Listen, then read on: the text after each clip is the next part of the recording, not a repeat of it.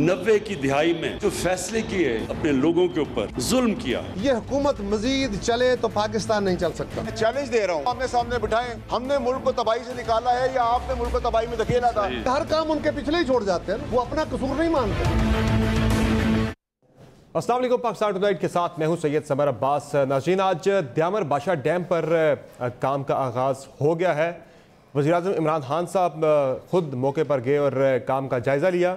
और ये पाकिस्तान का नाज़रीन तीसरा बड़ा आबी ज़ख़ीरा है और ये तकरीबन इसमें 6.4 मिलियन एकड़ फुट पानी ज़ख़ीरा करने की इसमें गुंजाइश होगी और 1.2 मिलियन एकड़ ज़री ज़मीनों को सैराब कर ये कर सकेगा और 4500 मेगावाट सस्ती बिजली पैदा हो सकेगी इस मंसूबे से। लेकिन आज भी वज़ीर-ए-आज़म ने पिछली हुकूमतों को फिर भी आज नहीं भूले।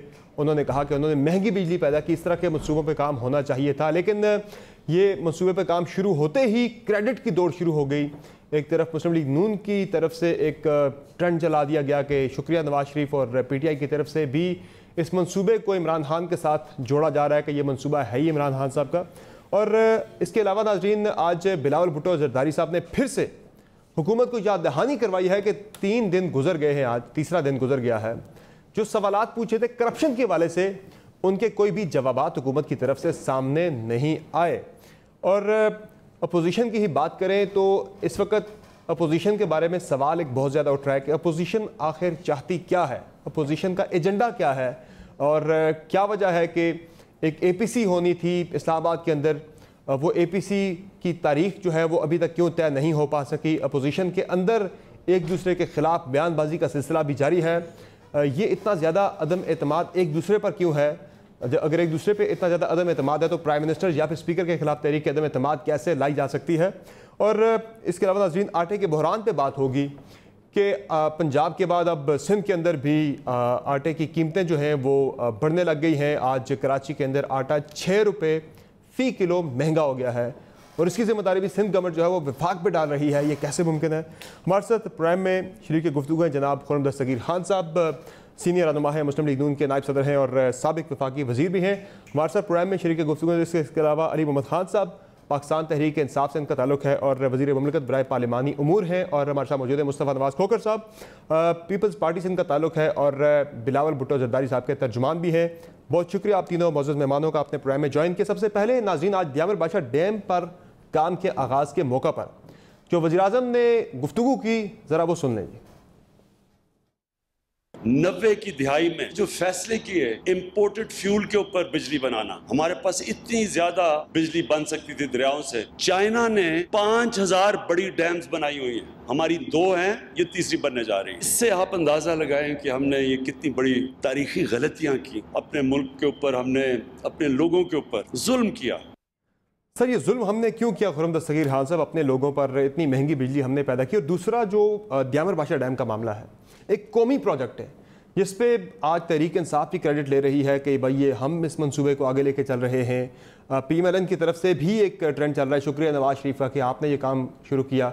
इस पे पीपल्स पार्टी ने भी काम किया, नून लीग ने भी काम किया, इस पर मुशर्रफ साहब के दौर में भी काम हुआ। आज इमरान खान साहब ने उस पर काम का आगाज़ कर दिया। क्रेडिट सब को जाता है, ये कौमी मनसूबा है, इसको मुतनाज़ बनाना ये समझ में नहीं आ रहा।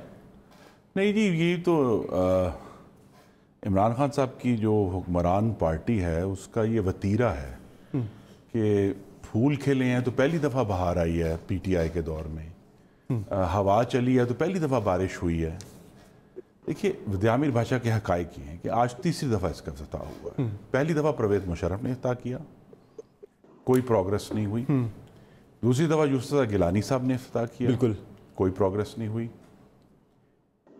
मुस्लिम लीग नून ने इफ्तिताह नहीं किया, लेकिन उस पर जो पहला संजीदा कदम, और आपके नाज़रीन के लिए जानना ज़रूरी है, बिल्कुल 126 अरब रुपए से द्यामर बादशाह की ज़मीन हमने ख़रीदी। बिल्कुल, मुस्लिम लीग नून के आने से पहले फिजिबिलिटीज़ बनी हुई थी, 2 दफ़ा इफ्तिताह भी हुआ था दोबारा ज़मीनों के ऊपर, लेकिन 126 अरब की ज़मीनें हमने ख़रीदी। उसके बाद अब नेक्स्ट प्रोग्रेस हुई है। हमें खुशी है अगर इमरान खान साहब तकरीब के बाद अगर कोई तामीर करने जा रहे हैं, बड़ी अच्छी बात है। लेकिन उनको दिल बड़ा करना चाहिए था। उनको ये मानना चाहिए था कि मुस्लिम लीग नून की हुकूमत आज भी, अभी चंद हफ्ते पहले तक गिलगित बल्तिस्तान में मुस्लिम लीग नून की मुंतखब हुकूमत थी जिसने ये काम किया। उनको ये मानना चाहिए। जिस तरह मियाँ नवाज शरीफ जब मुल्तान एयरपोर्ट का इफ्ताह करने गए, उन्होंने यूसुफ रज़ा गिलानी को अपने साथ बिठाया। उन्होंने कहा ये देखें, इन्होंने इसका आगाज़ किया था, आज मैं इफ्ताह कर रहा हूँ। ये इससे जमहूरियत और जो रवादारी है वो बढ़ती है। लेकिन यहाँ जो कौमी मंसूबे उस पर सबकी एक वो एक बुग़्ज़ है ना जी। देखिए, द्यामिर भाषा एक बड़ा इंपॉर्टेंट प्रोजेक्ट है, 4500 मेगावाट का है। हमने उसमें अपना हिस्सा डाला, उसमें वो ज़मीन एक्वायर की जिस पे आज ये तामीर शुरू करने लगे हैं। लेकिन अगर हम एक दूसरे को एक्नॉलेज नहीं करेंगे, और इमरान खान साहब का एक नफ्सियाती मसला है बहुत बड़ा, और वो ये है कि वो हर अपने मुखालिफ को अपना दुश्मन समझते हैं। आज भी हम उनके मुखालिफ ज़रूर हैं, हम उनके दुश्मन नहीं हैं। पाकिस्तान हम सबको इकट्ठा लेकर चलना है। बिल्कुल। तो ऐसे जो प्रोजेक्ट्स हैं, और इमरान खान साहब आज तो इन्होंने तामीर का आगाज़ किया, लेकिन अभी पिछले 2 साल में सही है, तकरीबन वो तमाम प्रोजेक्ट जिनका इफ्तिताह मौसूफ ने फरमाया है वो मुस्लिम लीग नून के शुरू किए हुए थे। वो मोटरवे जो, चाहे वो मुल्तान सक्खर मोटरवे है, चाहे वो लाहौर मुल्तान, क्रेडिट की दौड़ आप भी नहीं, क्रेडिट की दौड़ नहीं है, बात पे लगेगी क्रेडिट की दौड़ नहीं है, क्रेडिट की दौड़ नहीं है, क्रेडिट की दौड़ से क्रेडिट की दौड़ नहीं है। असल बात रवादारी की है। और ये बात मानने की है कि जिस पाकिस्तान के अवाम ने इनको वोट दिए हैं, उन्होंने मुझे भी वोट दिया है, उन्होंने मुस्लिम लीग नून को भी 1 करोड़ 28 लाख वोट दिया है। उसे एक्नॉलेज करना पड़ेगा। इमरान खान साहब अभी तक उसको एक्नॉलेज करने से, अपने बुग़्ज़ की वजह से, अपनी तंग नजरी की वजह से आ रही हैं, और जिसकी वजह से पाकिस्तान में जमहूरियत भी, और उसके साथ जो अहम तरीन बात है, जो वफाकियत है कि वफाक ने सूबों को साथ लेकर चलना है, उसको ये बहुत नुकसान पहुंचा चुका। ठीक है, मुस्तफ़ा नवाज खोखर साहब, ये मंसूबा है, इस पे पहले भी जिस तरह मैंने बात की, मुशर्रफ साहब के दौर में भी काम हुआ, बेनज़ीर भुट्टो साहब के दौर में भी काम हुआ, आपके पीपल्स पार्टी के दौर में गिलानी साहब ने भी उसका जाके इफ्तिताह किया, मियाँ साहब ने भी उनके दौर में काम हुआ, लैंड एक्वायर हुई, उसके पैसे रिलीज़ हुए। आज इमरान खान साहब ने काम का आगाज़ करवा दिया डैम का, लेकिन जो क्रेडिट की दौड़ साथ शुरू हो गई है, PMLN कहती है हमारा मंसूबा था, और PTI कह रही है हमारा मंसूबा है। ये तो सबका मंसूबा है। कल को पता नहीं जब इस मंसूबे का इफ्तिताह हो रहा हो, उस वक्त कोई शायद निगरान वज़ीर आज़म जाके फीता काट रहा हो। देखिए, आप दुरुस्त कह रहे हैं, कौमी मंसूबा है, और कौमी मंसूबे जो हैं वो कई हमारे पाकिस्तान के अंदर अगर तारीख में आप देखें तो ऐसे मंसूबे शुरू हुए, ऐसी चीज़ें शुरू हुई जिनका आगाज़ किसी एक के दौर में हुआ, और फिर उनकी कंप्लीशन जो है वो वक्त के साथ किसी और के दौर में हुई। आप अपना अगर एक्मी प्रोग्राम ले लें तो एक्मी प्रोग्राम शहीद जुल्फ़िकार भुट्टो, जिस पर पाकिस्तान के प्राइम मिनिस्टर थे, तो उन्होंने उसका आगाज किया, उसकी बुनियाद रखी, और फिर उसकी अगर कंप्लीशन आप उसको देखें जो हुई 98 में हुई एग्जीक्यूशन, बिल्कुल। तो ये कौमी मंसूबे होते हैं। इन कौमी मंसूबों में जाहिर बात है जिन लीडरान का विजन होता है और वक्त से पहले वो चीज़ों को सोचते हैं, कौम की प्रायोरिटीज को सोचते हैं और उसके मुताबिक जो फैसले करते हैं, वो क्रेडिट तो उनको जाता है, लेकिन उस क्रेडिट देने या ना देने को मैं और आप या खुर्रम भाई या अली भाई हम तय नहीं कर सकते। हम अपना मुकदमा जरूर पेश कर सकते हैं, लेकिन उसका बात और फैसला जो है वो इस मुल्क की आवाम ने करना है, और आवाम से हम ये जरूर तवक्को रख सकते हैं कि उन्होंने माजी में भी जिस तरह जितने बड़े कौमी मंसूबे हमारे मुल्क की तारीख में शुरू किए गए, उसके बारे में उन्होंने जो राय कायम की तारीखी तौर पर, वो एक दुरुस्त राय कायम की। तो हमें अपनी आवाम पर एतमाद करना चाहिए। कौमी मंसूबे एक मंसूबा बाहर तौर एक है जो PTI से बिल्कुल मंसूब है इनकी हुकूमत से, उसका नाम है BRT का मंसूबा। वो बाहर तौर जिस तरीके से पिछले 3-4 सालों में कौमी खजाने को, खैबर पख्तूनख्वा के टैक्स पेयर को जिस हिसाब से नुकसान उस पे सर आज चैलेंज भी आ गया है वज़ीर आला खैबर पख्तूनख्वा साहब का, उनका मैं आगे चल के उस पर जरा बात करूंगा। नए पाकिस्तान का निशान आज उनका चैलेंज आ गया इस पे, मैं जरा वो चैलेंज भी प्ले करूंगा आगे जाके, जरा उस पर तफसील से बात करेंगे। इस मंसूबे पे अली मोहम्मद खान साहब, अगर क्रेडिट लेने की दौड़ शुरू हो गई है, आप उठा के देखें सोशल मीडिया सारा, जिस तरह से PTI के लोग एक ट्रेंड बना रहे हैं कि ये जैसे मंसूबा ही है ही इमरान खान साहब का, माजी के लोगों को पता ही नहीं था ये मंसूबा है क्या। जी बिस्मिल्लाहिर्रहमानिर्रहीम, अल्लाहुम्मा सल्लि व सल्लिम व बारिक अला सय्यिदिना मुहम्मद रसूलुल्लाह सल्लल्लाहु अलैहि वसल्लम।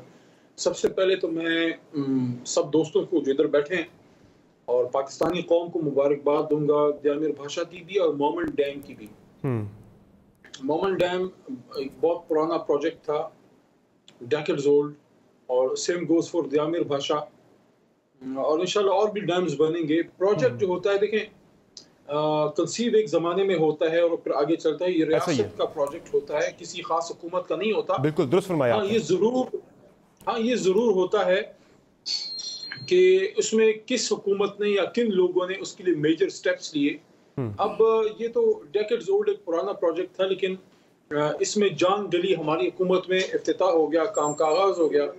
ये एक बहुत बड़ा स्टेप है। मैं समझता हूँ कि मियाँ साहब ने 5 साल में शायद उस तंदई से उस पर काम नहीं किया जो होना चाहिए था। जो है खुर्रम दस्तगीर साहब ने ये बात की कि हमने लैंड एक्विजिशन कर ली। लेकिन लैंड एक्विजिशन 5 साल आप हुकूमत में रहे, और उससे पिछले 5 साल जनाब आसिफ अली जरदारी साहब की जो हुकूमत थी, गिलानी साहब चीफ एग्जीक्यूटिव थे, तो ये 10 साल तो आप लोगों के हो गए, और उससे पहले मुशर्रफ साहब के भी। तो मेजर जो एक प्रॉब्लम रही इनकी दोनों की हुकूमतों में के दौर में रेंटल प्रोजेक्ट की तरफ उनका बड़ा तवज्जो रही, और वो एक ऐसा मुल्क जिसके पास एक बहुत बड़ी हाइड्रो की पावर है, बहुत बड़ा पानी हमारे पास, दुनिया के सबसे सस्ती बिजली जो है ये पानी की बिजली है, जो आप बड़े डैम्स बना के, छोटे डैम्स बना के वो बना सकते हैं। लेकिन ये एक जो भी उसकी रीजन थी, उस पर बड़ी बहसें भी हुई हैं, बड़ा उस पर अदालतों पे केसें भी चले, मीडिया में, social media, electronic print media में बड़ी बातें हुई रेंटल पावर प्रोजेक्ट के बड़े। जानबूझ के नजरअंदाज किया गया है इन चीजों को, सस्ते मंसूबों को। मैं समझता हूँ कि जहां तक मियाँ साहब का ताल्लुक है, देखिए मियाँ साहब की सियासत का अलमिया क्या था। मैं ये फील करता हूँ as a political worker, as a student of politics, के मियाँ साहब ने, कुदरत ने उनको मौका दिया मुल्क का लीडर बनने की। उन्होंने अपने आप को अपर पंजाब का लीडर महदूद किया। किस तरह से कि ये जो मोमेंट डैम का प्रोजेक्ट था, अगर वो उसका 5 साल में उनको टाइम नहीं मिल सका कि आके उसका इफ्तिताह करते, काम का स्टार्ट कर लेते, कि उनको ओनरशिप मिल जाती पख्तूनख्वा में बहुत से लोगों से, ट्राइबल एरिया से, तो उन्होंने इन चीजों को शायद प्रायोरिटी नहीं समझा। ये कह देना कि 5 साल हमने सिर्फ लैंड एक्वायर की, तो बाकी आप 5 साल करते क्या रहे, ये प्रोजेक्ट्स आपका वेट करते रहते हैं। मैं ये समझता हूँ कि अब हमारी ये रिस्पॉन्सिबिलिटी है कि इफ्तिताह हो गया है, काम का स्टार्ट हो गया है, इसका मेजर चंक अपने दौर में हम पूरा करें। That will be a major achievement. मैं तो कहता हूं, जो आप बात कर रहे हैं, मैं तो ये कहता हूं कि इससे तो ये मंसूबे सियासत से जुड़े होने नहीं चाहिए। मंसूबों का मतलब नजर सियासत होनी नहीं चाहिए कि मैंने कहा अपनी सियासत मजबूत करनी है। उस मंसूबे को जहन से और कागजों से निकाल के जमीन पे खड़ा करना और अवाम के फायदे के लिए। देखें, अवाम को क्रेडिट वो दे देंगे, जिसका बनेगा हमारा बनेगा, हम दे देंगे। अवाम को गरज किससे है? अवाम को गरज इससे है कि कागजों में कोई प्रोजेक्ट था, कोई पुराना कोई प्रोजेक्ट था, उसको जमीन पे लाओ, पानी और उससे बिजली बनाओ। ठीक है, चलो इंशाल्लाह हम कोशिश करेंगे कि अवाम को उसका फायदा पहुंचे। क्रेडिट जो है वो अवाम जिसको देना चाहिए दे देगी, जो उसको पूरा करेगा, जो उसको अमल में लेके आएगा, अवाम उसी को क्रेडिट देगी। बहरहाल मैं आखिर में फिर ये कहूंगा, ये मंसूबे जो हैं ये रियासत के मंसूबे होते हैं, तो इसमें नून या पीपल्स पार्टी को डिफेंसिव नहीं होना चाहिए। ठीक है, आपको भी ज्यादा एग्रेसिव नहीं होना चाहिए, सबको साथ लेके चलना चाहिए। अब जो बात हुई थी मुस्तफा नवाज खोखर साहब देखिए, मैं इस पर हैरान हूं कि ये कह देना कि जी मुस्लिम लीग नून ने ये 126 अरब की लैंड एक्वायर करना कोई आसान काम था, जिनसे बीआरटी नहीं बन सकी, वो हमें बात कर रहे हैं। मेरी इस्तदा है। सर वैसे बीआरटी पे, सॉरी आपको मैं रोक रहा हूं, वो बीआरटी पे आज चैलेंज आ गया है। बड़ा अच्छा, बड़ी मुझे बड़ी देखिए, असर सुन ले जरा चैलेंज। हुकूमत, जो जमहूरी हुकूमतें हैं उनमें तरक्की का मुकाबला होना चाहिए, उसमें एक दूसरे को लान तान का मुकाबला नहीं करना। वो ये कहें कि हमें चैलेंज दें ना जी, केपी के हमें वो आगे चैलेंज जरा सुन लेते हैं। सुनते हैं, जरा चैलेंज सुनाए जी वज़ीर आला खैबर पख्तूनख्वा महमूद खान साहब का। वो बीआरटी के बारे में बात करते हैं, मलम जबा उसके हवाले से बात करते हैं। मैं उनको खुला चैलेंज देना चाहता हूँ, जिधर जिस भी इदारे से इंक्वायरी करना चाहते हैं, ओपन हैंड है, करे इंक्वायरी। जो भी गिल्टी हुआ उसको मैं खुद नहीं छोड़ूंगा। सर वो चैलेंज दे दिया, मुझे बड़ी खुशी है ना जी। लेकिन देखिए, ये मजा तो आता कि महमूद खान साहब बड़े मुअज़्ज़ज़ आदमी हैं, वो ये चैलेंज देने से पहले जो हुक्म इम्तना हासिल किया हुआ है अदालतों से, वो उठा के कहते हैं मेरा चैलेंज है। हुक्म इम्तना वहीं पड़ा हुआ है स्टे कि जी हुक्म कितना किस चीज पे लिया है कि आप बीआरटी की इन्वेस्टिगेशन ही नहीं कर सकते। एफआईए जो कर रहा था जी, वो भी एक कौमी इदारा है, उसको रोका हुआ है। ठीक है, ये बातें ना कि चैलेंज दे दिए, असल काम करने वाला था। अब मेरा महमूद खान साहब को चैलेंज है कि कल सुबह वो हुक्म इम्तना जो केपी की हुकूमत ने लिया हुआ है वो उठाएं, वरना उनका चैलेंज रद्दी की टोकरी में। वैसे आजकल मुल्की सियासत में चैलेंजेस बहुत ज्यादा नहीं, चैलेंज नहीं करने चाहिए। अल्लाह ताला से डरना चाहिए, करप्शन पे चैलेंजेस, आजिज़ी से अवाम की खिदमत करनी चाहिए। ये कहा जी मियाँ नवाज शरीफ जो हैं वो पंजाब के थे वजीर आजम। लवारी टनल किस सूबे में है? किच्छी कनाल किस सूबे में है? K3 K4 के न्यूक्लियर प्लांट कहाँ बन रहे हैं? गवादर किस सूबे में है? मैं भूल गया हूँ, मुझे समझा दें। अगर तो पंजाब में है तो मैं मान जाता हूँ। इतने बड़े बड़े पाकिस्तान के तारीख साज मंसूबे मोहम्मद नवाज शरीफ ने बनाए। मैंने कल कौमी असेंबली में इनसे यही सवाल वो मगरबी रूट वाला बड़ा तनाज़ा बना रहा था, सी पैक का जी बना मगरबी रूट देखिए ना, ये बने हैं, लेकिन इन्होंने आके वो वेस्टर्न रूट बिल्कुल बंद कर दिया है। देखिए ना, अपनी कारकर्दगी भी बताएं। असल इशू ये है कि जहां ये तामीर करेंगे हमें खुशी होगी। जिस तरह हमें बड़ी खुशी हुई थी इन्होंने पेट्रोल की कीमत कम की, हमारे दिल ठंडे हो गए, लेकिन डिलीवर नहीं कर पाते ना। फिर पेट्रोल कीमत कम करते हैं तो आवाम को लाइनों में लग जाते हैं, उनको पेट्रोल जो है वो एक एक कतरा करके मिलता है, ऐसा ही है। और फिर ये घुटने टेकते हैं माफिया के आगे, और एक रातों रात उन ऑयल कंपनीज को 300 अरब का फायदा पहुंचाते हैं, और फिर कहते हैं जी तो आप ये गौर फरमाइए। तो खुर्रम तस्लीम सर, ये मंसूबे ना, ये चीजें जहां पे आपको नजर आ रहा है कि करप्शन है, कहीं फायदा पहुंचाया गया है किसी माफिया को, ये चीजें आप लेके जाए ना नैब के अंदर।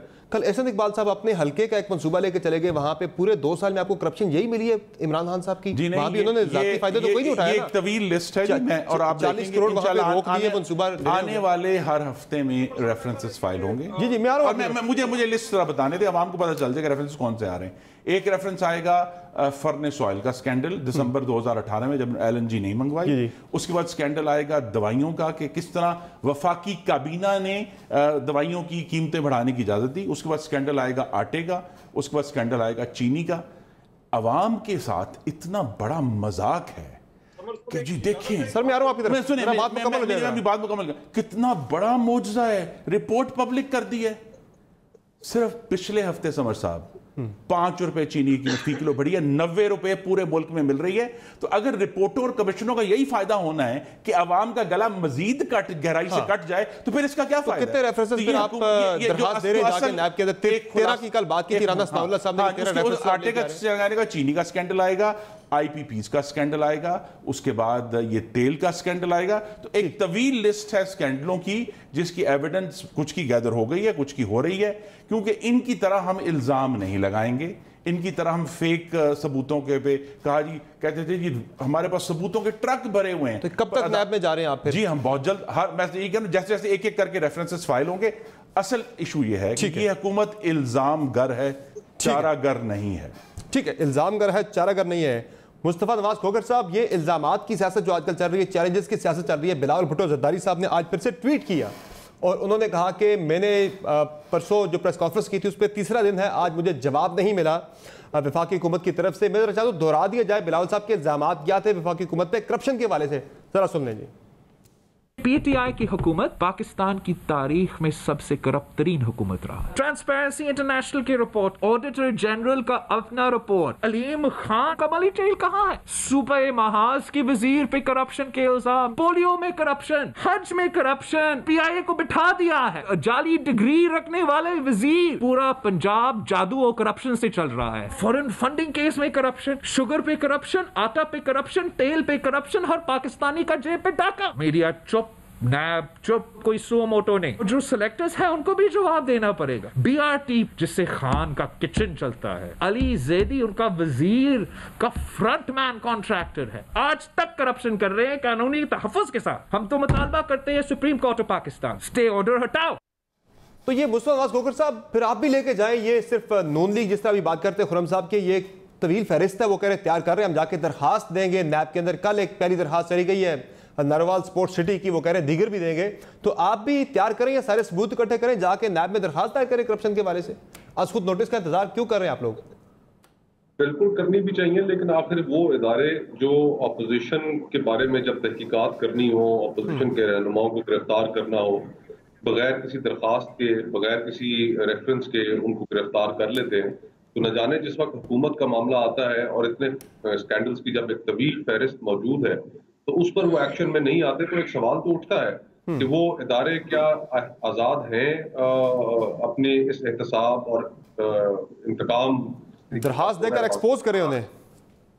जी हाँ, बिल्कुल। और दूसरा सबर भाई, एक तरफ मैं आपकी तवज्जो ये भी दिलाना चाहूंगा कि एक जमाना था कि जिस जमाने में पीटीआई बहुत शद्दुमत से कहा करती थी कि ट्रांसपेरेंसी इंटरनेशनल की रिपोर्ट्स के मुताबिक ऐसा हो गया, ट्रांसपेरेंसी इंटरनेशनल की हमारा बहुत रिपोर्ट्स दिया के जाता था, मुताबिक बिल्कुल। और आज पाकिस्तान ट्रांसपेरेंसी इंटरनेशनल की जो रैंकिंग्स हैं उसमें 120वें नंबर पर खड़ा है। 3 नंबरों की गिरावट आई है।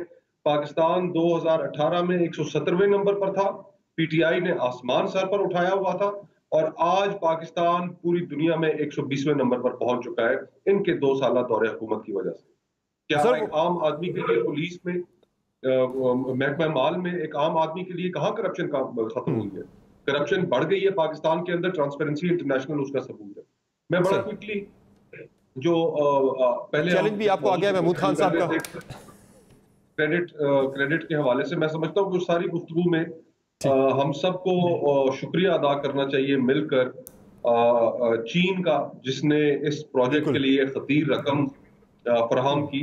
हमें अपने ये हमारा जो लोकल जो क्रेडिट है वो तो चले हम वक्त और अवाम तय करेंगे कि किसको मिलेगा और किसको नहीं मिलेगा, लेकिन अपना दोस्त मुल्क चीन जिसने इसके अंदर खतीर रकम इन्वेस्ट की, इस मंसूबे को पॉसिबल बनाया, हम सब को मिलकर और पाकिस्तानी कौम को उनका शुक्रगुजार होना चाहिए। बाकी बातें हम आपस में बात करेंगे। तो सीएम केपी ने भी चैलेंज दिया आपको, वो कह रहे हैं कि ले आए करप्शन थोड़ी सी बीआरटी के वाले से, मालम जबा के वाले से, सिर्फ बातें कर रहे हैं। बिलियन ट्री सुनामी भी है बीच। देखिए खुरम भाई ने कह दिया बिलियन ट्री सुनामी, स्कूलों के घोस्ट भी हैं, करोड़ों रुपए जिनके नाम पे लिए गए थे।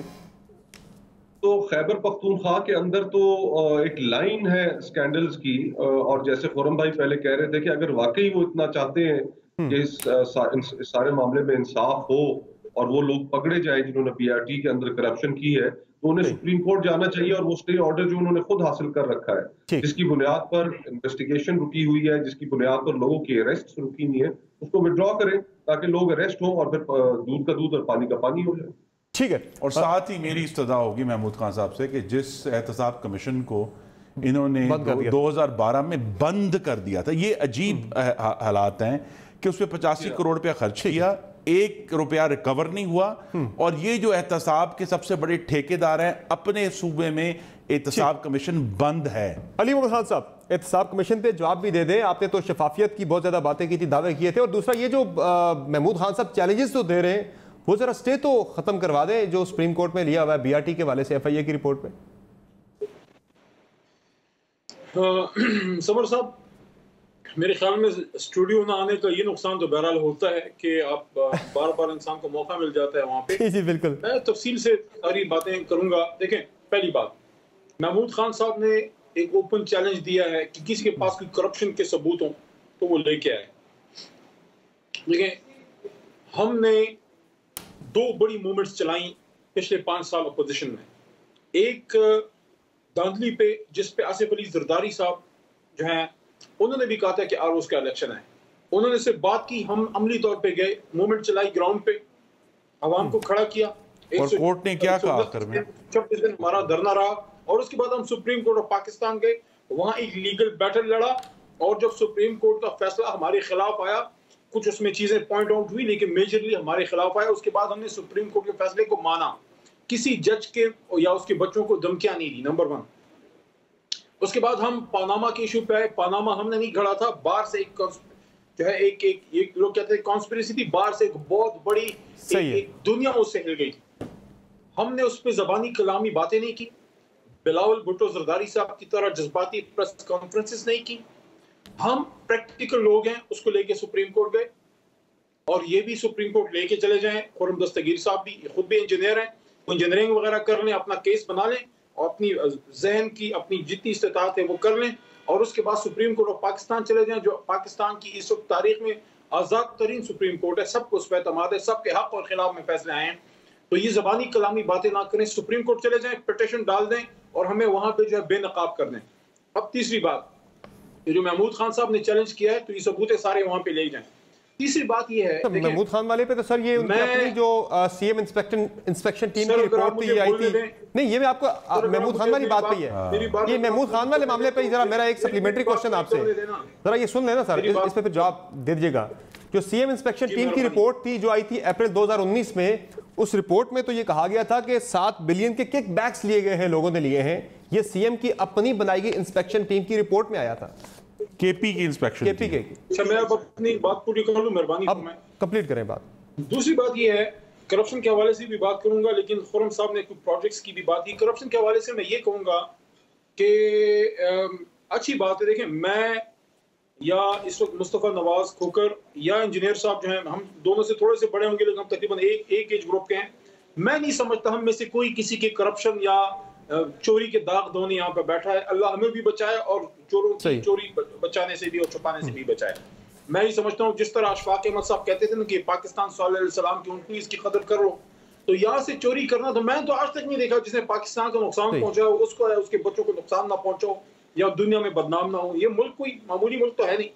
मैं ये समझता हूँ कि बिलावल साहब ने अगर करप्शन की बात की और करप्शन को वो इशू बनाना चाह रहे हैं, पहली बात तो ये है, मैं ये समझता हूँ कि अच्छा हुआ देर आयत दुरुस्त आयत कि जरदारी फैमिली को भी ये एहसास हो गया कि उनको नहीं लेकिन बरखुरदार को एहसास है कि करप्शन बुरी चीज है। मैं ये समझता हूँ कि अगर बिलावल साहब चैलेंज कर रहे हैं, क्वेश्चन कर रहे हैं इमरान खान साहब को उनके 2 साल की परफॉर्मेंस पे कि आपने करप्शन की है, तो जरूर अपने वालिद मोहतरम से भी सवाल करें। यहाँ पर रिश्तेदारी हमने नहीं पालनी, पाकिस्तान की बात होगी तो पाकिस्तान हमारी माँ है, फिर अपनी माँ और बाप को छोड़ के पाकिस्तान की बात करें।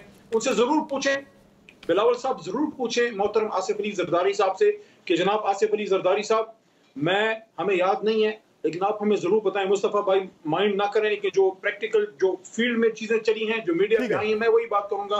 मेरी कभी आदत नहीं है पर्सनल बातें नहीं करने का, लेकिन जरूर बिलावल साहब पूछें आसिफ अली जरदारी साहब से कि ये मीडिया में जो बातें चलती हैं मिस्टर 10% कौन था, मुझे बताएं, या इस चीज को धोएं।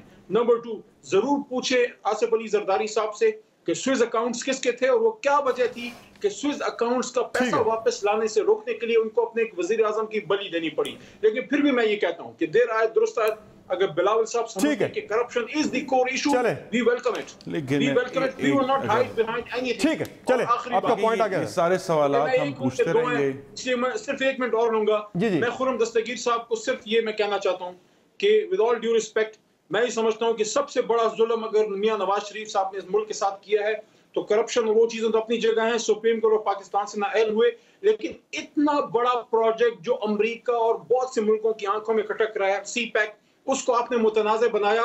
मेरे घर से अगर तेल निकलता है सबसे पहला हक मेरा है। आप बलोचिस्तान और छोटे सूबों की बात करते हैं, सी पैक प्रोजेक्ट का गबादर का सबसे बड़ा फायदा बलोचिस्तान और छोटे सूबे खैबर पख्तूनख्वा को जाना चाहिए था। आपने मशरिकी रूट जो है उसको पहले करने की कोशिश की, सारा मशरिक तरफ लेकर मगरिबी रूट को इग्नोर किया। ये वो आपने दाग बेल्ट डाली उस इस पे जरा करने की, फिर उसके बाद इस चीज को आपने मुतनाज़ कर दिया। चलिए आपने जरा बिलावल भुट्टो जरदारी साहब से एक सवाल पूछा है, बात की है, लवाली टेंडर की बात की है, और आपने जो और प्रोजेक्ट्स गिनवाए हैं, मैं इंजीनियर खुर्रम दस्तगीर साहब से क्वेश्चन करना चाहता हूं। आपके लीडर मियां नवाज शरीफ 3 बार वजीर आजम पाकिस्तान रहे, आप क्लेम करते हैं कि वो पूरे पाकिस्तान के वजीर आजम थे। मुझे सिंध में जो मुस्तफा नवाज साहब की पार्टी जिधर हुकूमत में है, ठीक है, बलोचिस्तान और मेरे सूबा खैबर पख्तूनख्वा, खासकर एक्सपोर्टर, मैं तो तैयार हूं, एक इंजीनियरिंग यूनिवर्सिटी, एक मेडिकल कॉलेज, वहां पे एक बड़ा अस्पताल, वहां पे कोई मुझे कुछ तो बता दें, कोई बड़ी वो इस पे भी आपने इस्लामाबाद से लाहौर बनाई, इस पे वो बताएंगे सर जरा इस पे। चले आपका सवाल आ गया, जरा इस पे मैं जरा पहले मुस्तफा खोकर साहब का इस पे ले लूं रिस्पांस, मैं भी इसका जवाब देना चाहूंगा। मेरा बड़ा तफसीली जवाब है, मैं जरा पहले मुस्तफा साहब को जवाब दे लूं, फिर एक बात समझ अगर मुझे अर्ज दे दें, जो असल देखें, हम माजी की करप्शन में फंसे हुए हैं, लेकिन आपके प्रोग्राम में आने से पहले आप जिस मार्केट में, आप पारा मार्केट में, मैंने यहाँ अभी 10 मिनट पहले 5 किलो आटा खरीदा है, 280 रुपए का 5 किलो आटा है। अवाम ये सवाल पूछ रहे हैं कि ये आटा जो 280 रुपए का आज मिल रहा है, ये मुस्लिम लीग नून के दौर में 150 रुपए का था, ये क्यों है 280? ये ब्रेक के बाद आके इस पे हम तफसील से बात करेंगे। ये अवामी इश्यूज हैं, इन पे जरूर डिबेट होनी चाहिए। जरा मुस्तफा साहब का जवाब इस पे आ जाए जरा क्विकली। उन्होंने बिलावल साहब से मुतालिक बात की है कि वो पूछे जरदारी साहब से भी, सिर्फ इमरान खान साहब से क्यों पूछ रहे हैं। मुस्तफा साहब क्विकली इस पे जरा रिस्पॉन्ड करें, मैंने फिर ब्रेक पे जाना है।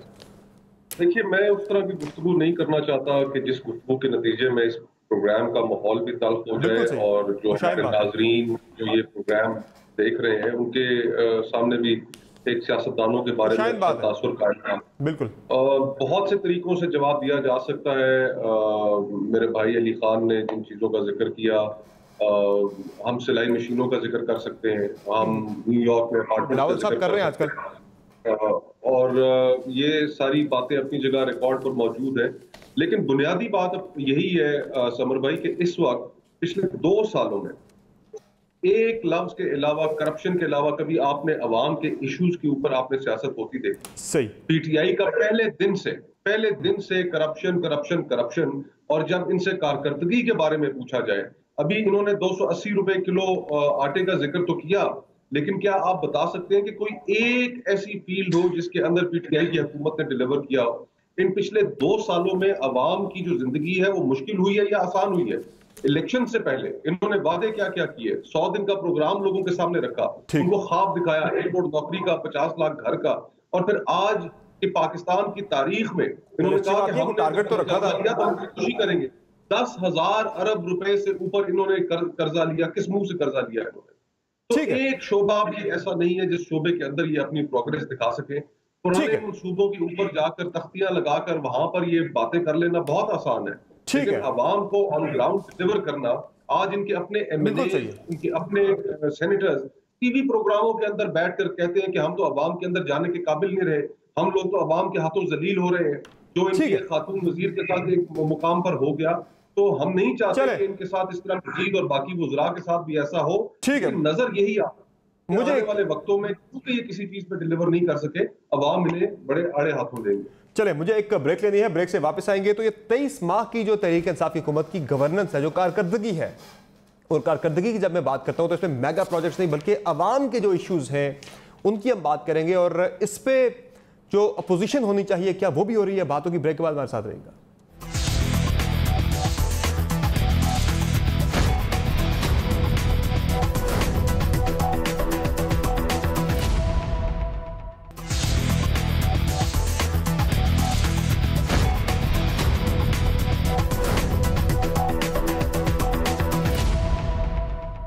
वेलकम बैक द शो नाज़रीन। बात हो जाए कुछ गवर्नेंस के हवाले से, कारकर्दगी के हवाले से, कि चले दीगर चीज़ें तो अपनी जगह पर, लेकिन अवाम के जो इश्यूज हैं वो हल होने चाहिए, अवाम की मुश्किलात कम होनी चाहिए।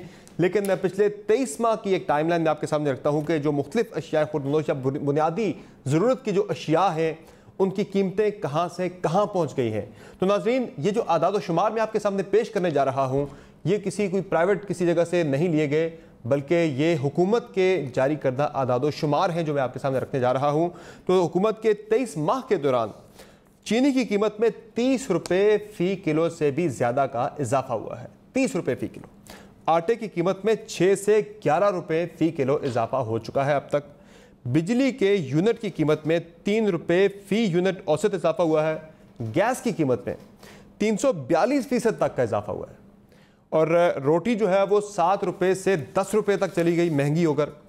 ऑयल और घी की जो फ़ी किलो पैकेट है वो तकरीबन 50 रुपये महंगा हुआ है फ़ी किलो के साथ। वफाकी हुकूमत ने 2 साल में 10,277 अरब रुपए का इजाफी नेट जो कर्जा लिया है, और 3 से 4 घंटे की औसत लोड शेडिंग इस वक्त हो रही है मुल्क के अंदर।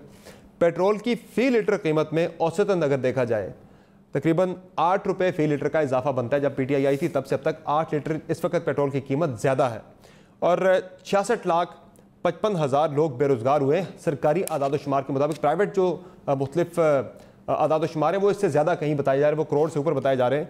गर्दिशी कर्जे, इनमें 800 अरब का मज़ीद इजाफा हो चुका है, जबकि उमर अयूब ने कहा था कि दिसंबर 2020 में ये बिल्कुल सिफर कर दिए जाएंगे, और अब ये बिलों में लग के आ रहे हैं, पैसे आवाम से फिर लिए जा रहे हैं। कुल जो गर्दिशी कर्जा है वो 2000 अरब रुपए तक पहुंच चुका है। तो ये तो इस वक्त सूरत हाल है। इस पर जब आपने अपोजिशन करनी है खुर्रम दस्तगीर खान साहब, ये इश्यूज़ हैं आवाम के जिन पे आपने बात करनी है, लेकिन जब अपोजिशन को हम देखते हैं उन्होंने इन इश्यूज़ पे कोई एक पोजीशन लेनी है, तो कि APC होने जा रही थी, वो APC की अभी तक कोई तारीख सामने नहीं आ सकी। उल्टा अपोजिशन को हम देख रहे हैं कि वो एक दूसरे पे अटैक करना शुरू हो गए। आपका हदफ तो शायद गवर्नमेंट थी। जरा सुने जाए कायरा साहब PMLN के हवाले से क्या गिला कर रहे थे, जरा सुनाए जी। मुस्लिम लीग के कुछ दोस्तों ने मीडिया में ये बात कही कि बिलावल साहब ने एक बात की थी कि हम स्पीकर के जानिबदाराना रवैये के खिलाफ अदम एतमाद की तहरीक ला सकते हैं। उस पर कुछ हमारे मुस्लिम लीग के दोस्तों ने ये कमेंट किया है कि शायद हमने कोई उनसे कोई समझौता कर लिया है, कोई बात कर ली है। तो मैं अपने उन दोस्तों से कहूँगा कि ये मुनासिब तरीका नहीं है, इस तरह गुफ्तगू नहीं होनी चाहिए। सर, ये आप आपस में उलझे हुए एक दूसरे के साथ आप APC करनी थी, आपने गवर्नमेंट को मुश्किल में डालना था इन अवामी इश्यूज़ के ऊपर, जी हो क्या रहा है सर? जी, टैक्टिक्स के ऊपर ज़रूर हमारा इख्तलाफ होता है, लेकिन फौरी तौर पर जो NFC और 18वीं तरमीम की हिफाजत है, उसकी निगरानी है और हुकूमत की जो कोशिश है इसमें तब्दीली की, उसकी जो मज़ामत है उसमें अपोजिशन बिल्कुल यूनाइटेड है। और एक ऐसे इंतखाबात जो साफ़ और शफाफ और 2018 के बरक्स मुदाखलत से पाक हों, उसके ऊपर हमारा इत्तफाक है। तो हमारे पास एक बड़ी बेसिस है इकट्ठा होने की, और आप देखेंगे कि इंशाअल्लाह आने वाले दिनों में जैसे ही शहबाज शरीफ साहब की सेहत थोड़ी बेहतर होती है तो वो APC कॉल करेंगे। और पहला एजेंडा तो NFC और वो है। उसके बाद देखिए ये जो है ना जी, ये महंगाई के जो बड़े भयानक स्टैटिस्टिक्स हैं, इनके पीछे समर साहब आपको दिखाना चाहिए पाकिस्तानी भूखे हैं, पाकिस्तानी बेरोजगार हैं। जो आपने स्टैटिस्टिक नहीं बताया, ये मैंने सरकारी बताया, हाँ, वो ये है, वो भी सरकारी नंबर ये छुपा रहे हैं। इस दफ़ा के इकोनॉमिक सर्वे में पॉवर्टी के ऊपर कोई गुफ्तगू इन्होंने बिल्कुल भी नहीं की, क्योंकि असल हकीकत ये है कि जब मुस्लिम लीग नून की हुकूमत गई तो ऑफिशियली 31.3% पाकिस्तानी खते गुर्बत से नीचे थे। आज 41%, यानी 2 करोड़ पाकिस्तानी इस हुकूमत के दौर में खते गुर्बत से यानी भूख के लेवल पे चले गए हैं। और अभी जिस तरह की इन्फ्लेशन चल रही है 9%, 10%, 8.25%, इसका मतलब यह है कि इस साल के आखिर तक ये नंबर 45% तक चला जाएगा, यानी 1 करोड़ पाकिस्तानी अगले दिसंबर 31 तक वो मजीद खते गुर्बत और भूख का शिकार हो जाएंगे। तो हुकूमत की असल कारकर्दगी ये है, कारकर्दगी ये है कि आपको आपके सामने आपने बड़ी इसकी तारीफ भी की और सही किया कि जी कमीशन बने हैं, फोरेंसिक रिपोर्टें बनी हैं, पर आवाम को क्या नजर आया? आवाम को यह नजर आया कि सिर्फ पिछले हफ्ते चीनी की कीमत 5 रुपए मजीद बढ़ गई और पूरे मुल्क में इस वक्त 90 रुपए मिल रही है। आटे की बात मैंने आपको बता दी कि मुस्लिम लीग नून जब गई उस वक्त आटा 33 रुपए था, आज वो तकरीबन जो है वो 55, 52, 51 इस तरह मिल रहा है। तो इश्यूज ये हैं कि ना सिर्फ एक मैसिव बेरोजगारी कोरोना आने से पहले हो चुकी थी, लार्ज स्केल मैन्युफैक्चरिंग का डिक्लाइन हो चुका था, एग्रीकल्चर का डिक्लाइन हो चुका था। और इन इश्यूज पे आप खड़े हो ना? इन इश्यूज पे हम खड़े। देखिए अपने केसेस के ज्यादा जो बात कर रही है वो अपने केसेस के वाले से कर रही है, नैब के वाले से कर रही है। देखिए मुस्लिम लीग, मैं सिर्फ ये बता सकता हूं कि मुस्लिम लीग नून के 48 अरकान असेंबली ने बजट पर बात की और हर एक ने महंगाई की बात की, हर एक ने इन बेरोजगारी की बात की, हर एक ने ये जो बिजली और गैस की गर्दन तोड़ कीमतें उस पर बात की। हम मुस्तकिल बात कर रहे हैं।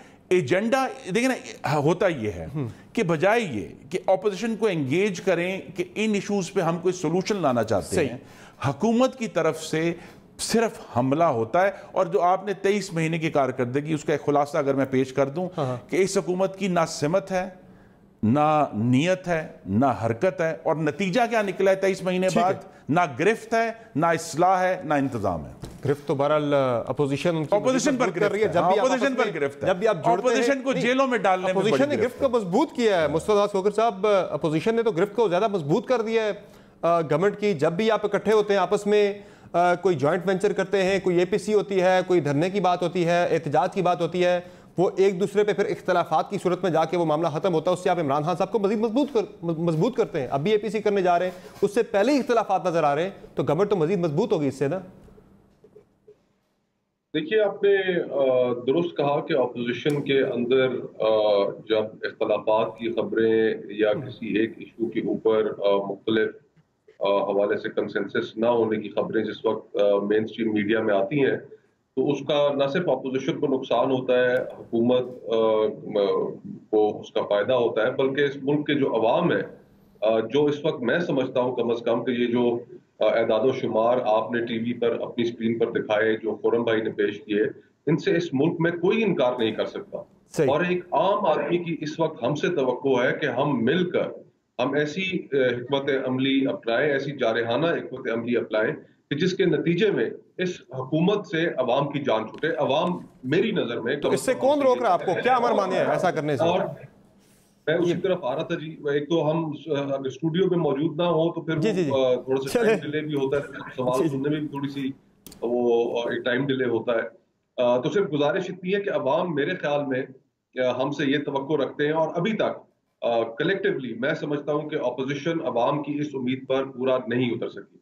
और बड़ी खुशी हुई सुनकर कि खुर्रम भाई ने ये अंदिया दिया है कि शहबाज शरीफ साहब जो लीडर ऑफ द अपोजिशन है, उनकी सेहत बेहतरी की जानिब गामजन है, और काफी तेजी से गामजन है, और जल्द ही वो APC का इनेकाद करेंगे। और उस APC में ये भी सुनकर बड़ी तसल्ली हुई कि 18वीं तरमीम और NFC अवार्ड के हवाले से पहला एजेंडा होगा, और उसके ऊपर तमाम जो सियासी जमातें हैं वो एक ही सोच रखती है। मुस्तफा सोकर साहब, अब से कुछ देर पहले भी बिलावल साहब का रब्ता हुआ है मौलाना फजलुर रहमान साहब के साथ। ये मामला शहबाज शरीफ साहब की सेहत का ही है या नून लीग किसी और मसले की वजह से नहीं आना चाह रही साथ आपके? देखिए, इसके बारे में तो खुर्रम भाई बेहतर जवाब दे सकते हैं, लेकिन मैं इसका जरूर कह सकता हूं कि बजट से पहले हमारी ख्वाहिश थी, बिलावल भुट्टो साहब की ख्वाहिश थी कि APC होती, और उस APC में तमाम अपोजिशन जमातें यकसू होकर इस बजट को जो हुकूमत ने पेश किया, अवाम दुश्मन बजट को, जिसमें अवाम के लिए, किसानों के लिए, स्टूडेंट्स के लिए, तालिब इल्मों के लिए किसी चीज का कोई रिलीफ मौजूद नहीं है, उसके ऊपर हम मिलकर रिजेक्ट करते, तमाम कायदीन मौजूद होते।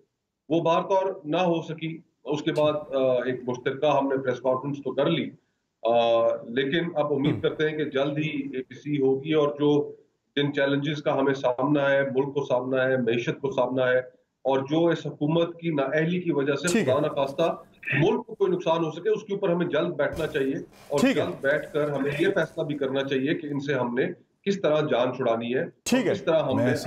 ठीक है, मैं जरा एक बात कह लूं कि ये जो सारा APC का इशू है, इसका आगाज कुछ हफ्तों पहले मुस्लिम लीग नून ने किया था। ठीक है, जब राना सनाउल्लाह और मैं खुद भी और एक और हमारे MN हम मिलकर मौलाना के पास हाजिर हुए थे, और हमने उन्हें कहा था कि ये इशू जरूर आपस में कुछ मिसट्रस्ट है, लेकिन आप अपना किरदार अदा करें, तो वो माशाल्लाह अच्छा किरदार अदा कर रहे हैं, और बहुत जल्द APC। अली मोहम्मद खान साहब, ये जो इश्यूज मैंने आपके सामने रखे हैं, अवाम के इश्यूज है, महंगाई बढ़ रही है, बुनियादी ज़रूरियात ज़िंदगी जो हैं वो अवाम की पहुंच से दूर हो रही है, ये इश्यूज हैं जो हल करने के हैं। आप हर मामले पे फ़लाँ को पकड़ लो, फ़लाँ को अंदर कर लो। अब इस वक्त भी शायद इस तरफ आपकी तवज्जो इसलिए नहीं है कि शायद आपको मसला कोई नहीं है, इतनी आपको परेशानी नहीं है कि अपोजिशन डिवाइडेड है, हमें ज़्यादा कोई परेशानी नहीं होगी अपोजिशन की तरफ से इन इश्यूज़ के ऊपर। तो साहब देखें, मैं अगर आपको सच्ची बात बताऊं, अपोजिशन हमारा मसला नहीं है। हमारा मसला वो मसाइल है जो अपोजिशन ने क्रिएट किए। मैं अगर अभी खुदा वैसे मुझे इतनी हिम्मत ना दे, मैं आके खुदा न खास्ता आपकी हम चैनल में जो है वो पेट्रोल छिड़का के उसको आग लगा के चला जाऊं, और फिर आपसे कल पूछूं कि जनाब अली इसको कब ठीक करेंगे, तो आप कहेंगे यार मैं ठीक कर रहा हूँ, लेकिन आप क्यों मुझसे सवाल कर रहे हैं? देखें, ये मुल्क बेसिकली ज़रई मुल्क है। अच्छा, यहाँ पे दो तरीके से आपने इस मुल्क को आगे लेके जाना था कि ज़राअत पे फोकस करते, जो आप भी 60 से 62 से 65% ज़रई मुल्क है। ये मेरे बड़े भाई हैं और इंजीनियर साहब, ये पिछले 5 साल करते क्या रहे? वो मेरे भाई समर अब्बास साहब, पिछले 5 साल आपकी एग्रीकल्चर एक्सपोर्ट 0% बढ़ी है, नेगेटिव में बढ़ी है, और आपकी एक्सपोर्ट 0% बढ़ी है। देखें, ये बड़ा क्लेम करते थे इंजीनियर साहब, मियां नवाज शरीफ साहब क्लेम करते थे कि वो पाकिस्तान को एशियन टाइगर बनाएंगे। ऐसा टाइगर बनाया जिसके नाखून नहीं है, ऐसा टाइगर बनाया जो कि जिसको याद ही नहीं कि वो टाइगर है। कि अगर आपने एक ज़रई मुल्क की एग्रीकल्चर ग्रोथ नेगेटिव में है, और आप बड़ा क्लेम करते हैं कि आपने इंडस्ट्री को सपोर्ट किया है, और आप खुद भी ताजर बरादरी से ताल्लुक रखना है, हमारे भाई है ताजर बरादरी, सही है, लेकिन आपने इंडस्ट्री का किया क्या? इंडस्ट्रियल आपके एक्सपोर्ट जो है सर, मुझे तो बड़ी 0% एक्सपोर्ट है। मसला तो सिर्फ क्या ना अली साहब, सर मसला तो प्रायोरिटीज का है ना। आपने आग लगाने वाली मिसाल दी, मैं उसी मिसाल को आगे बढ़ाता हूँ कि इस वक्त हो ये रहा है सर हो ये रहा है। चले सर आप मेरी सुन लेना जरा। आपने मिसाल दी आग लगाने वाली बिल्डिंग को, तो आपका मसला क्या है? हुकूमत का मसला क्या सर? हुकूमत का मसला ये है सर, जरा मेरा सवाल तो सुन लेना। आपने आग लगाने वाली मिसाल दे दी ना सर, आपने आग लगाने वाली मिसाल दी थी ना। इंजीनियर साहब ने सवाल किया कि ना सिमत है। चले मैं भी उसी सिमत की बात कर रहा हूँ। अच्छा मुझे ये बताएं, मैं भी उसी सिमत पे आपसे सवाल करना चाह रहा हूँ। मेरा सवाल तो सुन लेना, मेरा सवाल तो सुन लेना अली भाई, मेरा सवाल सुन ले। आपने कहा बिल्डिंग को आग लगा दी, तो फिर आप सर जो बिल्डिंग को आग लगाने वाली आपने मिसाल दी थी, आपका मसला क्या गवर्नमेंट का यहाँ पे? आप आग बुझाने के बजाय पहले आग लगाने वाले के पीछे भाग पड़े, पहले आग बुझाएं फिर आग लगाने वाले के पीछे जाएं। ये मसला असल यहाँ पे हो रहा है। आप इश्यूज हल करें, फिर उनको पकड़े बाद में। अब आपका प्रोग्राम है जी सर, आ गया हूँ, मुझे पूरा करने दें सर। आप खुल के बात करें, पूरी बात करें। अब क्या करूंगा सर, अभी आप 2 मिनट बात कहेंगे खत्म है। नहीं आप बात करें। ये अर्ज करना चाह रहा हूँ कि ये कह रहे ना सिमत है और ना नियत है। तो नियत तो मेरे अल्लाह को पता है कि इमरान खान साहब की नियत क्या है, या अली मोहम्मद की क्या है, या मुराद की, या शहरियार अफरीदी की, या असद मरवाई की क्या है। इनको कैसे पता नियत क्या है? क्या हमारे दिलों में झांक लिया? कहते हैं सिमत नहीं है। तो पहले दिन जब इमरान खान साहब वजीर आजम बने, अभी ओथ भी नहीं लिया था, सिर्फ वोट पड़ा था और वजीर आजम डिक्लेयर हो गए कौमी असम्बली के अंदर। जब वोट पड़ा उनको मेजोरिटी का, उस दिन जब इन्होंने बात ही नहीं करने दी अपने वजीर आजम को, तो इनका अंदर का वो फाशिस्ट बाहर निकल आया जो इनकी जमातों में है। मैं यहाँ पे ये कहूंगा कि ठीक है, उसमें पीपल्स पार्टी का उस तरह से रोल नहीं था, लेकिन नून लीग ने उस दिन जो किया, उन्होंने वहां उस दिन वाज़ेह किया, साबित किया कि ये बराए नाम एक डेमोक्रेट पार्टी है। उस दिन जब आपने इमरान खान को नहीं बोलने दिया, तो क्या उस दिन इमरान खान नाकाम हो गए थे? अभी तक को दिल पे लेके बैठे हैं आप। जो आपने बोलने नहीं दिया। जहां तक सिमत की बात है, देखें एक हुकूमत के पास टूल क्या होता है? हुकूमत के पास टूल होती है उसका जो उसके इदारे हैं, जो उसके नीचे मुख्तलिफ सिविलियन गवर्नमेंट के नीचे इदारे होते हैं। अगर आपने रूटीन की हुकूमत चलानी है, जैसे गिलानी साहब ने चलाई, मैं माजरत खाऊं दोबारा अपने छोटे भाई से, लेकिन गिलानी साहब ने एक रूटीन की हुकूमत चलाई कि भाई सिस्टम चलाना है बस, ठीक है चलने दो, तो कोई आपको अंदर से फिर रेजिस्टेंस नहीं आती। लेकिन सिर्फ देखें, अगर एक मुल्क में माफिया है, करप्शन है, एक मुल्क में जुल्म है, अकरबा फुकरी है, एक मुल्क के अंदर छोटे छोटे माफिया हर जगह मौजूद हैं, वो मौजूद तो है ना, वो आपने देनी है माफिया को, सियासी सपोर्ट के बगैर नहीं चल सकते। अगर आप उन माफिया को छेड़ते हैं तो वो तो शिकस्त देना सर उन्हें। उन माफिया के परवरदा इन हुकूमती इदारों के अंदर भी अफसरान एक एक जगह पे बैठे होते हैं, न सारे करप्ट है न सारे ठीक हैं। लेकिन जब आप माफिया को छेड़ते हैं, जब आप रिफॉर्म की तरफ जाते हैं, जब आप निजाम को दुरुस्त करने की तरफ जाते हैं, तो छेड़ना ही छोड़ दे सर, अगर शिकस्त ही दे सकते हैं। वो सारा रेजिस्ट करते हैं। इस वक्त इमरान खान के सामने मुल्क का सारा करप्ट माफिया रेजिस्ट कर रहे हैं। उनको पता है अगर इमरान खान कामयाब हो गया, अभी तो हमारी सिर्फ हुकूमतें खत्म हुई हैं, आगे से हमारे कारोबार बंद हो जाएंगे। ठीक है, मेरे भाई ने नियत का सवाल किया। देखिए हमारे सामने है, एक महीने से कराची में रहने वाले मेरे भाई और बहनें 18-18 घंटे की लोड शेडिंग में बिल बला रहे हैं, तकलीफ में है। हुकूमत का रिस्पॉन्स क्या है? हुकूमत का रिस्पॉन्स ये है कि उजैर बलोच की JIT रिपोर्ट रिलीज कर दो। सही। हुकूमत का रिस्पॉन्स क्या है कि असद उमर साहब जाके बिल्कुल एक गलत ऐलान करते हैं, मैं झूठ का लफ्ज नहीं, JIT रिपोर्ट्स पे आनी चाहिए ना सर, हकायक का पता लगे JIT के पीछे तक क्या हुआ। मैंने कहा ये हुकूमत चारागर नहीं है, इल्जामगर है। और आपने दुरुस्त कहा कि इस हुकूमत की पॉलिसी ये है कि बिल्डिंग जल रही है, उसके अंदर रहने वाले जल रहे हैं, उनको छोड़ छाड़ के कहीं और भाग रहे हैं। भाई ये मकसद तो ये है कि कराची के लोगों को आपने रिलीफ देना था। मकसद तो ये है कि अगर उन तमाम चीनी की कमीशन की रिपोर्टों का अगर 1 रुपया कीमत भी चीनी की कम होती तो हम कहते बड़ा अच्छा काम हुआ। 1 रुपया भी कम नहीं हुआ। यहाँ मुस्तकिल तौर पर ये इशू है कि इस हुकूमत की बदइंतजामी और नालायकी पाकिस्तानियों को भूखा और बेरोजगार कर रही है। ठीक है, ये पूछे कि इन्होंने कितनी ट्रांसमिशन लाइंस लगाई? ठीक है जी, 2000 किलोमीटर की बिछाई है, 1800 लो टेंशन और 200 किलोमीटर हाई टेंशन बता दिए। ठीक है, तो चले आपका पॉइंट आ गया सर। मेरे पास टाइम बड़ा कम रह गया। मुस्तफा दास खोकर साहब, कराची के अंदर आज आटा 6 रुपए महंगा हो गया है। ये इमरान खान साहब ने तो नहीं किया महंगा था। आपने बड़े मंसूबे शुरू किए, ठीक है, हमने जमीन खरीदी, आपका पॉइंट आ गया सर। इमरान खान ने ओपनिंग कर दी, वो आपका पॉइंट आ गया अली मोहम्मद खान साहब। ओके जी, आपका पॉइंट आ गया। मेरे पास टाइम बड़ा कम रह गया है, मैं जरा मुस्तफा साहब का जवाब ले लें। आधे की आपकी सलाहियत है। ठीक है, ट्रांसमिशन लाइंस जो है वो 60 और 50। ठीक है जी, ओके जी। उसमें कितनी इन्वेस्टमेंट की मुझे बताएं आप। आपका जवाब आ गया सर। मुस्तफा दास खोकर साहब, लाइंस आपने लगाई। मुस्तफा दास खोकर साहब, कराची में भी आटा 6 रुपए महंगा हो गया आज फी किलो। ये तो इमरान खान साहब ने नहीं किया, वहां पे जाके ना सिंध गवर्नमेंट आप वहां पे कंट्रोल करे चीजों को। देखिए, जहां तक हमारा इख्तियार है, जाहिर बात है वो हम करेंगे, और जहां पर हमारी कोई कोताही भी हो उसको भी हम दुरुस्त करने की कोशिश करेंगे। इंसान को अपनी गलतियां तस्लीम भी करनी चाहिए, जहां पर हुई उसको हम दुरुस्त करने की कोशिश करेंगे। लेकिन इस वक्त जो बड़े किलो आटा बढ़ना कोताही है ना कर रहे हैं अगर अगर अगर आपने अली मोहम्मद खान साहब और हम सारों ने एदादो शुमार जो रखे उनके सामने, उसका जवाब आप निकाल कर देख लें, ये प्रोग्राम आप रिवाइंड करके देख लें कि मजाल है कि उन्होंने एक अवाम के शेख उर्दोनोश महंगाई, वो कह रहे हैं माफियाज है, माफियाज आगे आगे उन्होंने हमला किया खुर्रम भाई पर, उन्होंने हमला किया मेरे ऊपर, हम दोनों की पार्टियों के ऊपर, हम दोनों की क़यादतों के ऊपर। ये जवाब उन्होंने नहीं दिया कि हाँ कि हमसे मसाइल हल नहीं हो रहे, हम कोशिश कर रहे हैं, हम बेहतरी लेकर आएंगे, ये चीजें दुरुस्त करने के काबिल हैं, हम जो वादे कर सके थे उनको नहीं पूरा कर सके लेकिन कोशिश कर रहे हैं। कोई एक जगह पर उन्होंने अवाम के लिए कोई ऐसी गुफ्तगू नहीं की कि जिससे उन्हें उम्मीद दिला सके, होप दिला सके। उन्होंने हमला हम पर ही किया। यही हुकूमत पिछले 23 माह में 24 माह में स्ट्रेटजी है और आने वाले वक्तों में भी यही होगी। ये इतने नाइल है, यकीन मानिए इतने नाइल है, जिस तरीके से इन्होंने PIA का भट्टा बिठाया है, कोई अपने हाथों से इस तरीके से तबाही निकालता है अपने इदारों की। चले ठीक है, बहुत शुक्रिया, बहुत शुक्रिया सर, बहुत शुक्रिया आप तीनों मेहमानों का, आपने प्रोग्राम में ज्वाइन किया। गवर्नमेंट पे जिम्मेदारी ज़्यादा है, आपने चारा घर बनना है, जिस तरह खुर्रम साहब बाकी इल्ज़ाम घर नहीं बनना, अवामी इश्यूज़ हैं आपने हल करने हैं और अपोजिशन को भी अपनी सिमत जो है वो दुरुस्त करना होगी। आज की शो में इतना ही, इजाज़त दीजिए, अल्लाह हाफ़िज़।